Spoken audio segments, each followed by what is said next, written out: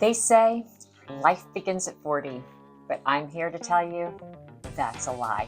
Because after 50, my life didn't just begin, I totally reinvented my entire life. And what I discovered will change everything you thought you knew about starting over. On February 9th, 2022, I took my husband on a little birthday getaway to a bed and breakfast not far from our home. As we walked along the main thoroughfare of the town, we found this gorgeous green gemstone necklace that is actually made from helenite in one of the little shops. This beautiful emerald green stone is created from the ashes of Mount St. Helens after it erupted in 1980. My husband bought me the necklace, and when he gave it to me, he said, "Just as a phoenix rises from the ashes, that's what's happening in your life right now." At the time, I was just shy of my 53rd birthday, but already I was changing and growing and learning that reinventing your life isn't a one time experience, but a daily, moment by moment, choice by choice, habit by habit transition. That if you're patient in the process, you will wake up one day to find that your life has completely transformed into something more beautiful than you could have ever imagined. So today, we're going to talk about the 25 things that I personally use to turn my life around and find happiness and completely reinvent my life after the age of 50. And I hope you will apply these things to your life too, so that you can live a life of purpose and passion as you learn that there is just still so much life to live. So here we go. If you're new to my channel, welcome. My name is Carrie Stone, and this is Carry On, where we talk all things money, movement, and mindset. And today we're talking all three as they pertain to the reinvention of my life after the age of 50. Now, reinvention doesn't usually happen without a catalyst. And for me, I had many, many, so many, oh, so many catalysts. I celebrated my 40th birthday in 2009, and I thought I had the world at my feet. I could not have been more wrong. By 2011, I was sick, broke, and bankrupt. Yep, that happened. In 2010, I had had a botched surgery, which left me feeling like I was going to die at any moment.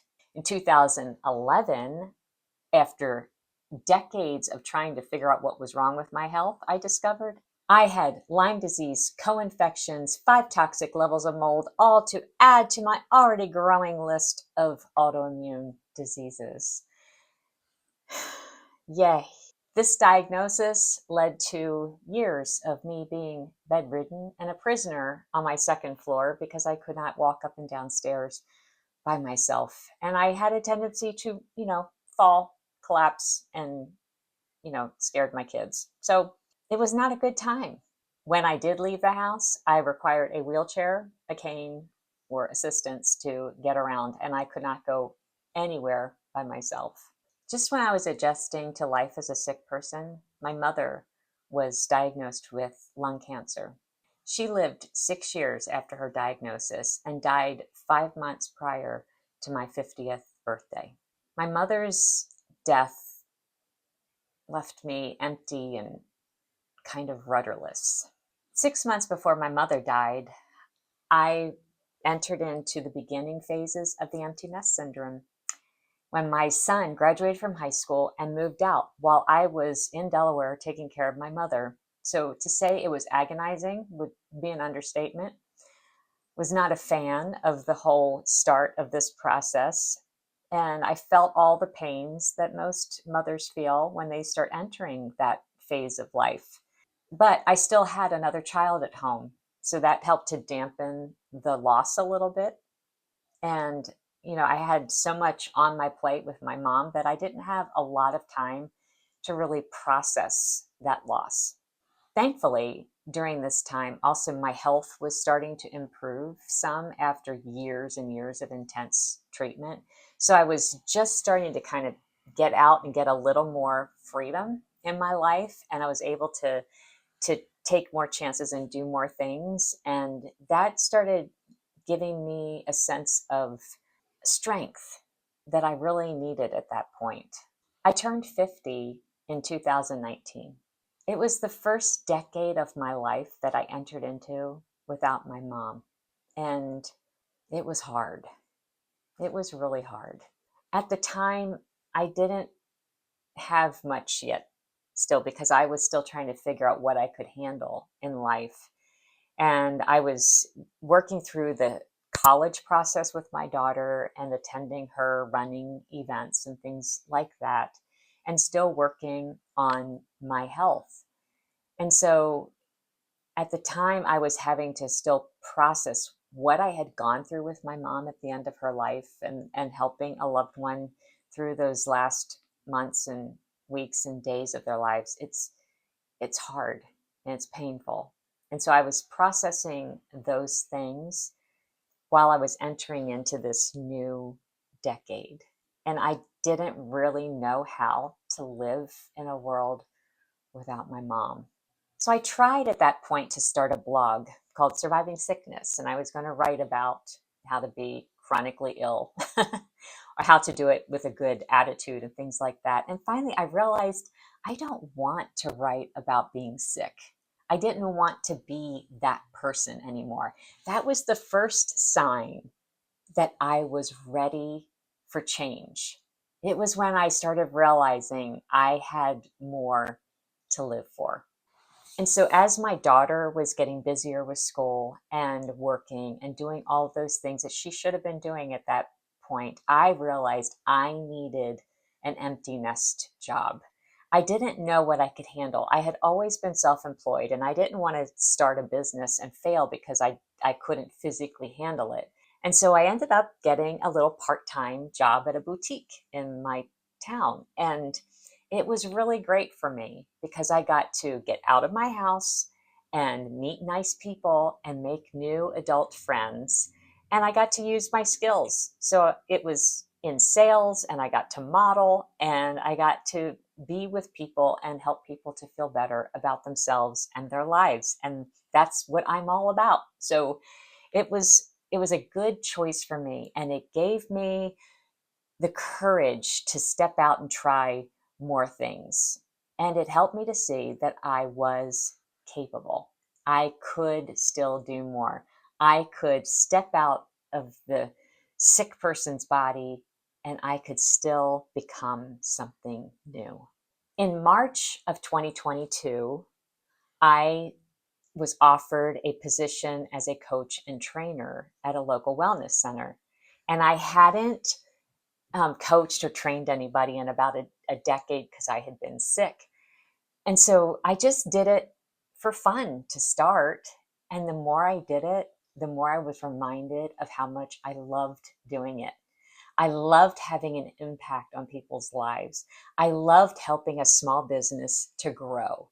And I loved just helping people to be their best and to live out their purpose with passion. And it reminded me of the things that I had loved before I got sick and the things that I wanted to pursue again.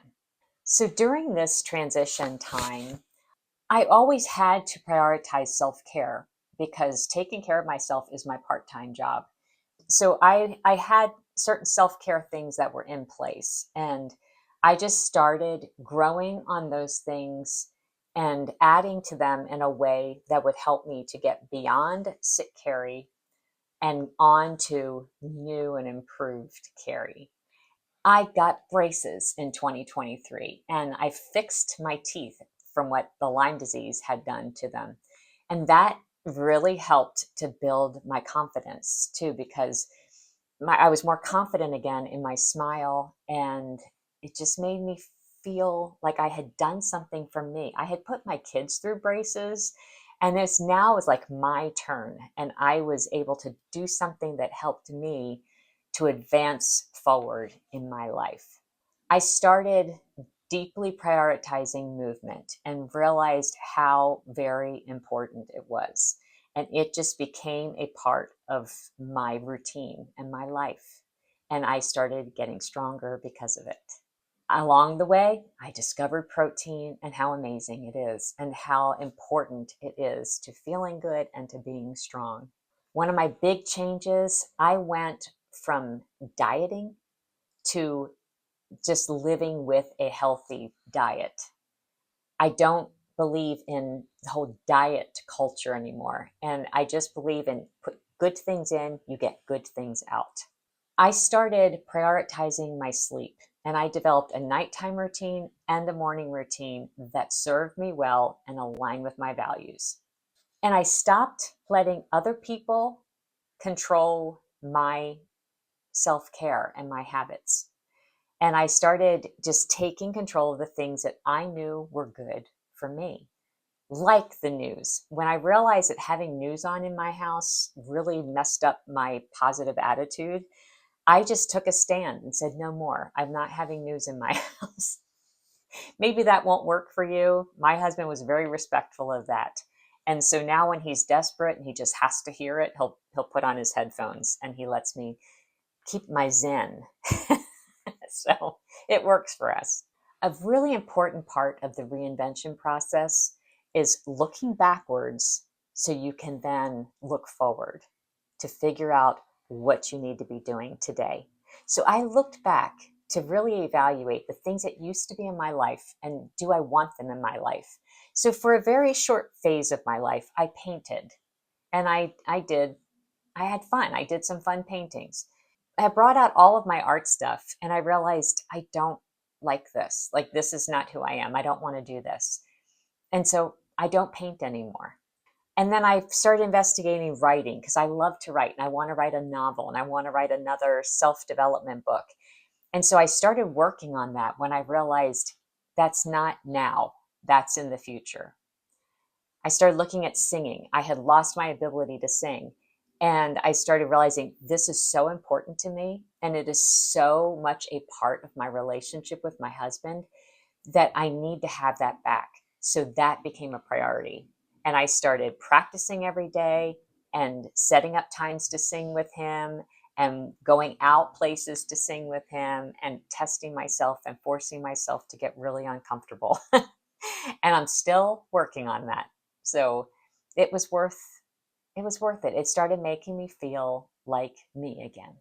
And when I did that, I was able to look ahead. And what did I want in the future? And looking back and looking ahead helped me to see where I wanted to be. And that's when I implemented these 25 steps to reinventing my life, starting with number one. I completely changed my identity. And I did it by changing what I said to myself and about myself. I looked at what I wanted to be and I started talking to that person. I am a person who. I am a person who exercises. I am a person who does hard things. I am a person who gets on the treadmill at 6 a.m. I am a person who saves money. I am a person who is responsible with what she has. I decided who I wanted to be, and then I developed habits around that person. And whenever I doubt and question what I should be doing, I ask one of two questions. I'll ask, how would future Carrie do this? Or I will ask, how would a person who blank do this? How would a person who is in good health do this? How would a person who eats healthy do this? How would a person who works out do this? How would a person who is financially stable do this? And then I do that. Number two, I established routines. And I established routines that work for me and they align with my values. So I have a very clear morning routine and a very clear evening routine. And I determine everything I do around those routines. So if somebody were to call me and say, hey, you want to go hear this band at 9 o'clock on Friday night at a bar, then I can go, okay, first of all, I hate being in bars. Secondly, I'm not a partier. I'm not a big drinker. That interferes with my reading time and my rest. And no matter what time I go to bed, I will still wake up early. So I'm going to be tired the next day. So it doesn't align with my values. So the answer is no. Where if my husband says, we have an opportunity to sing at this bar on Friday night from 6 to 9, I'm going to say yes. I'm going to say yes, even though I won't get my reading time that night. And I'll probably be tired the next day by the time we have the event, meet with people, tear down, and get home. But it aligns with my values. So my routines help me to make my life decisions, and I love them. And I don't change them very often or very easily. Number 3, I stopped seeing reading and resting as guilty pleasures and started seeing them instead as self-care and self-advancement. And I'm going to be honest with you, I didn't know why I had been like that until yesterday when I was reviewing this video, and it hit me. I had a person in my life who sat around and read a lot, and they drank and smoked while they did it. And I didn't respect her. And it really bothered me that she lived like that. And I realized that's what was in my head all these years. I saw reading something that is good and educational, and it helps you to grow and become better at what you're doing. I saw it as a guilty pleasure. And when I changed how I saw that, it empowered me to read more and to rest when my body needed rest. And I'm not that person. I'm not her. I'm not the person who lays around and reads and drinks and smokes all day. That's not who I am. I've never been that. But until yesterday, I didn't know why I felt that way. And so I'm really grateful that that realization has come to me, because that gives me a lot more power to do what is good for me, and now good for my viewers and people who watch my videos, because it's good for you that I read, right? So it helps us all. Number 4, I stopped identifying as a sick person. It was really hard to break out of that. I'm going to be honest. To this day, it's always hard to make sure my words and my thoughts are not negative and about a sick person. I'm not her anymore. I'm so much stronger than I was. Do I still have chronic illness? Yes, because it's chronic, right? It's always there. But I've grown and I'm stronger than I was, and I've learned ways around it. And I don't want to identify as a sick person anymore. And I have to say, the moment I stopped identifying as a sick person, that is when my true transformation really began. That was life-changing for me. Number 5, I stopped placing limits on myself. When you are sick and struggling for so long, it is very easy to say, I can't because I'm sick, or I'm too weak, or my legs don't work, or this. And I stopped doing that. And I started just testing myself, seeing what I was capable of. And now I'm always testing myself, because I find it so empowering that I'm just always wanting to do another challenge. I'm always wanting to try something harder, because it makes me grow and it makes me better. Number 6, I stopped saying things like, I can't afford. And I started saying things like, how can I? Saying things like, I can't afford feeds a spirit of negativity, and it kills creativity. But when you say things like, how can I? It opens the doors to possibility. So ask the right questions. Instead of the negative, I can't afford, ask, how can I do that? How can I afford that? And I'm telling you, I am guaranteeing it will change how you view life. Number 7, I stopped blaming the past and people and started taking responsibility for my life. See, when we lost everything in the market crash, it is really easy to say, this administration or these people or these banks or whatever, all the pointing fingers everywhere. But the moment I stopped and I said, wait a minute, We invested wholly in the real estate market instead of being diversified. That was foolish. We broke our own rule of always living below our means and got into a house that we had planned to sell and got stuck in the market. And we broke the rule. We were in a house that wasn't selling. And because we were overextended, we lost it. So when I just stopped and took my responsibility and stopped pointing fingers, wow, the freedom that comes with that is just overwhelming. And it is a great way to live. Number 8, I started dreaming again. In my sick years, I was just trying not to die. And my hope was just that I would be alive for my kids' weddings. That was my thing at that point. Dreaming about ever singing again, speaking again, teaching again, coaching again, that was just not even there. I had just lost my ability to dream. And the last 5 years, I started dreaming again. I started seeing the vision of the future. I started having hope, and it just was, there are no words. Dreaming is so powerful. I'm so grateful to be dreaming again. Number 9, I started looking to 80-year-old Carrie and making decisions for her. So if I want to eat badly or not work out, I think if I want 80-year-old Carrie to be healthy and strong, then I have to be healthy and strong. Whatever I do now is going to affect 80-year-old Carrie. And so every decision I make now is for her. I want her healthy and strong and vibrant and involved in her community and doing great things and making YouTube videos and changing the world in a positive way. So every decision I make today, I make for her.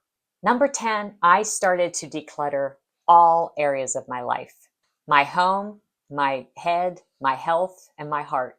I just started decluttering everything, all the negative thoughts, all the failures, the fears, all that. I just started decluttering all of it. I started getting rid of stuff in my health regimen that was no longer serving me. I started cleaning things out of my house that I no longer needed. And I just started really simplifying all those areas of my life. And there is power in that. Number 11, I stopped being afraid to set boundaries with people who hurt me. This has probably been one of the biggest, most incredible changes that I've made over the last 5 years. Not allowing people to just hurt me anymore. I'm not doing it. And I used to take a lot against me. You hurt my people, I'm not going to stand for it. But you hurt me, I would just take it. And I stopped doing that. And I've stopped allowing those people into my life. There's so much more peace when you do that. And kind of associated with that, number 12, I stopped pushing myself and my relationship on people who didn't seem to want to have relationship with me. And you're not everybody's cup of tea. I know I'm not. So it's okay. And even if you're related, that doesn't always mean you're going to have relationship. It's just the way it is. Number 13, I stopped being a victim to circumstances and started looking for ways we had been victorious. So instead of looking at things going, oh, woe is me, we went through a decade of sickness and lost so much, and that made me a victim. And instead, I started looking at things going, I learned so much during my years of sickness. And what a blessing that I had people who loved me and helped to take care of me. And I grew so much during that time. Or, we learned a lot when we lost everything. And through that, we learned how to be better stewards of what we have. And there's many blessings and opportunities for growth there. And seeing life as a victor instead of a victim is just liberating. And it's just more positive. And I enjoy this much better than being a victim. 14, number 14, I started to be hopeful about the future again. One of the great things about cutting news out of your diet, you're not constantly bombarded with what's wrong with the world and how the world's going to hell in a handbasket and it's all just terrible. I don't saturate my brain with that anymore. And so I see the world in a very bright and hopeful way. And I much prefer that than seeing it negatively. Number 15, I started to believe that even though we had been through a decade of loss and struggle, we could overcome and get ahead again. And just believing that and believing it led to action, and action has led to us overcoming and getting ahead. And we are continuing to do that. Number 16, I stopped living in fear. One of the hard things about empty nesting is your kids are now grown up and away from you and out of your control, and fear can start building on losing them. My sister died at 26, so it's really hard sometimes for me to not think about those things. And I just decided that was not serving me. My husband's 13 years older than I am, living in the fear of losing him, living in fear of losing my kids, living in fear, fear, fear, fear. And I was like, this is not serving me. I am not doing this anymore. So every day I give God my people, and I've stopped living in fear. Whatever will happen, and He will help me through it. No fear. Faith. Faith is what gets you through. Number 17, I started doing hard things intentionally. So after a decade of hard things just happening, I decided, no, I am going to intentionally do hard things because I'm going to build my confidence.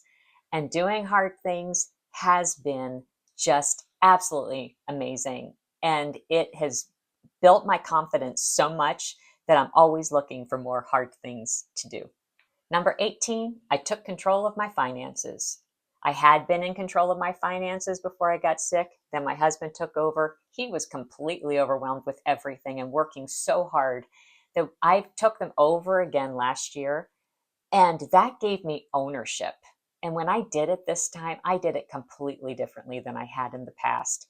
And we as a team went in and we attacked the finances, and we took control of what was going on in our finances. And there is strength in that. And there is so much power in that. So know where your money is going, know what your money is doing, and you will gain so much power over your finances. Number 19, I made movement an essential part of my life. It just is what I do. Movement is so important. It has helped to relieve my pain. It has helped to take away any depression and anxiety and frustration and mental mess in my head. Movement is so very vital to a happy and healthy life. So movement became essential for me. Number 20, I started actively building my mindset and controlling what was going into my brain. I started reading books again that were positive and uplifting and helped me to be better at who I was and what I was doing. I started really watching how I'm being entertained, the music I listen to, the TV shows I watch, the movies I watch. Anything that's going into my brain, I am controlling and making sure that it edifies me and it helps me to be better. And if it doesn't, I don't want it in there. Number 21, I stopped caring about what other people are doing and buying and started just caring about what was good for me, my family, and our future. You want to go broke real fast and you want to be depressed real fast, compare yourself to other people. You don't need to do that. So I just put the blinders on. We do what is right for me, my husband, my family, and our future. That's it. I don't care what you're buying. I don't care what kind of purse you're carrying, what clothes you're wearing, how you're spending your money. I want to do what's right for my family and for my future. Number 22, I stopped giving up coffee because doggone it, coffee is beautiful. Coffee is lovely, and coffee is a great way to start your day. And Coffee never offends, and coffee is never mean. Coffee hugs you and kisses you in the morning and tells you you're beautiful. And so I've just decided I had to give it up so much through my sickness and things. I'm not doing it anymore. I'll take the yellow teeth. It's okay. I don't care. I just want my coffee. I'm not going to give it up anymore. So stop asking me to give it up. Seriously. I, I love my coffee. Number 23, I started doing challenges that tested my resolve and made me stronger. I just think challenges are awesome. I just finished a 25,000 step challenge and it was hard and it was amazing. And I did it. And I can now say I can do 25,000 steps for 7 days in a row. And it just makes me more confident and more willing to step out and do harder things. Number 24, I stopped blindly trusting people, but I still will look for good in them. But the saying, don't believe anything you hear and only half of what you see, that's a saying for a reason. And I just remind myself of it all the time. But I am not blindly trusting anyone anymore. It just has led me to too much heartache. So I don't do that now. You have to prove yourself. And number 25, I stopped finding my value and my worth in a perfect home. I'm just not going to do that anymore. I'm not going to try to be insta perfect. It's not worth the stress on my body and my health. And I just can't do everything and do it all well. And so I'm not stressing about a perfect house anymore. And my family's happier for it. These things all led me to the place I am today, a 55-year-old woman who has some stories to tell, who overcame more than a decade of devastating illness, who lost her home and all that her and her husband had worked for their whole marriage, who still has a purpose to fulfill and the passion to do it because of all of these changes. So what about you? Are you ready to take control of your life and find your joy and your passion again? Which of these changes are you going to implement to start your process? Or have you already done it? I would love to hear where you are on your journey. And if you want to learn how to make the most out of your 2025, you might want to check out this video right here. And until next time, carry on.